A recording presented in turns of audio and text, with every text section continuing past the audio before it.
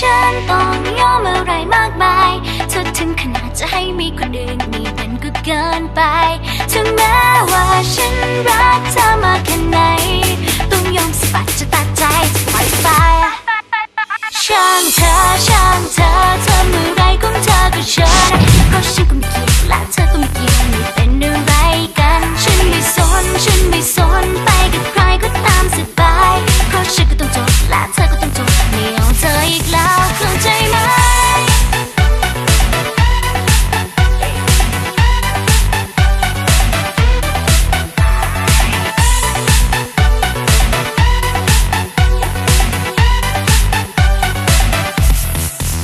ไม่ยอมแล้วไม่ยอมแล้ว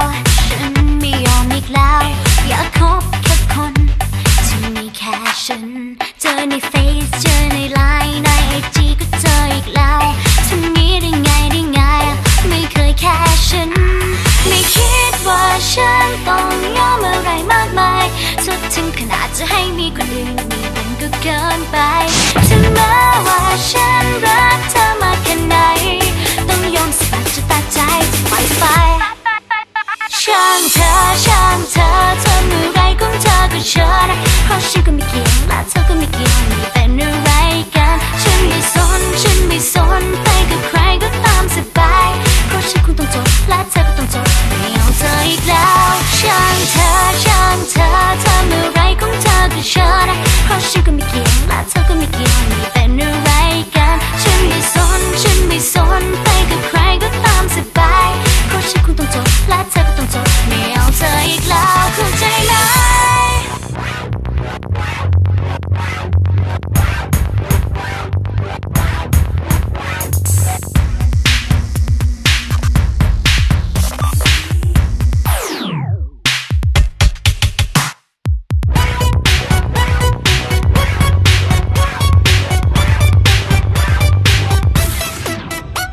ไม่คิดว่าฉันต้องยอมอะไรมากมายเธอถึงขนาดจะให้มีคนอื่นนี่มันก็เกินไปถึงแม้ว่าฉันรักเธอมากแค่ไหน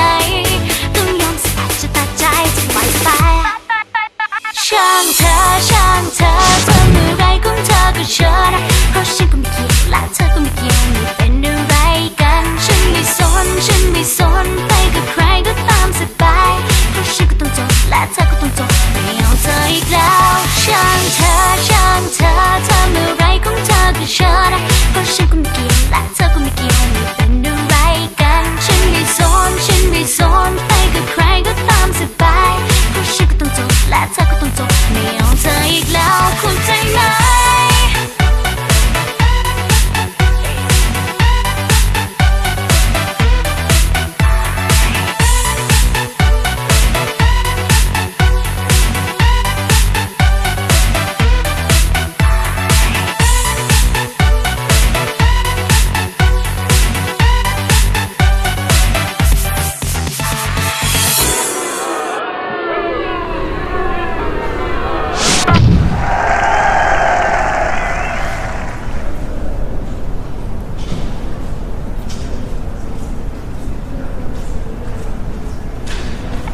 ช่างเธอช่างเธอเธอเมื่อไรของเธอก็เชิญเพราะฉันก็ไม่เกี่ยวและเธอก็ไม่เกี่ยวนี่เป็นอะไรกันฉันไม่สนฉันไม่สน